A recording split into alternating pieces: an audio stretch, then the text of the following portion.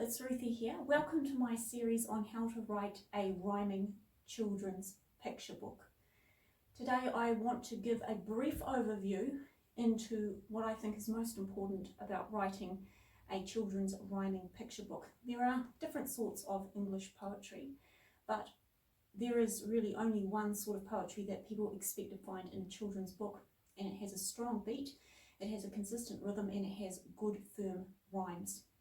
There is a misconception that poems are easier to write than prose, and a lot of people, when they start writing children's books, gravitate towards poetry because they think it's going to be easy to write, and I think I can show you why they think that's going to be easier.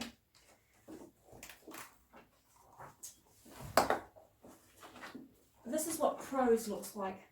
As you can see, the pages are covered with words, and it's quite intimidating.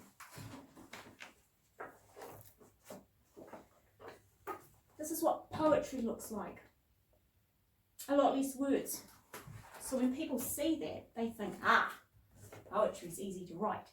But poetry is not easy to write, because poetry is, of all the forms of writing you can do in English, the most mathematical form, and it's more closely aligned to music than any other form of writing.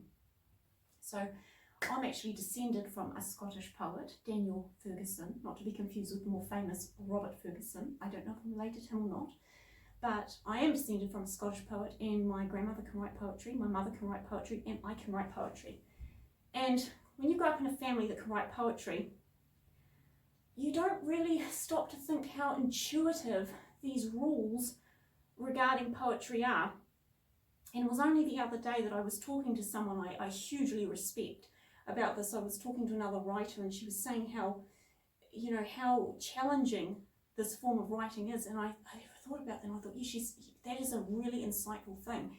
And then I started to go online and look for videos on how to construct a poem, and I found that these videos fell into one of two categories. On one hand, you had information that I felt was far, far too technical, like how to break down a Shakespearean sonnet.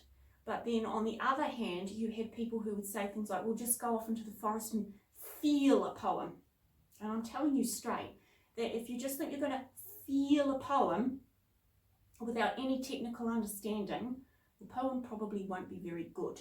Especially if you want to write the sort of poem that people expect to find in a children's picture book. And that is the sort of poetry we will be focusing on in this series. In my other videos, I'm going to discuss the technical aspects of constructing a rhyming poem. But in this video, I want to give a few pieces of advice before you actually start the constructional process of the poem. The first thing I would say to anyone who wants to write a rhyming poem with a good strong rhythm is you must read poetry.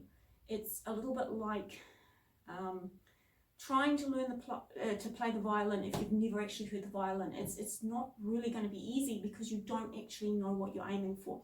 So there are a few poets I do recommend reading because they have a good strong handle on rhythm and timing, and I will put a link to some of these poems. I will have a blog post that goes along with this video, and I will put a link to that below on my website so you can go and investigate those poems for yourself if you want. In the meantime, I want to read a poem which I think encapsulates what we're going for in a children's rhyming book. This is by the poet Alfred Noyes. He's probably more famous for his poem The Highwayman, but I think that's a more complex poem to break down, and also I think that's a little bit dark for a children's book. So we're going to go with St. George and the Dragon. I'm going to read this through without a lot of emphasis on the beat, but over the course of the next few videos I'm going to break this down so that we understand how he's put this together so we can put something together for ourselves. So this is St. George and the Dragon.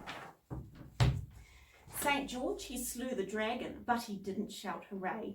He dumped it in the wagon just to clear the mess away. But the wagoner, he sold it to a showman at the fair, and when St. George was told it, he was almost in despair, for the people crowded round it to admire its teeth and claws.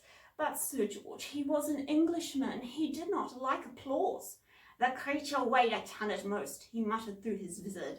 I do not feel inclined to boast about that puny little lizard. Very good poem. And I shall explain to you over the course of my next videos how we can create something similar. So in the meantime, I strongly advise you to check out my blog post and look up the poems I recommend. They will train your ear so you know what you're listening for. And in the meantime, happy writing. Bye-bye.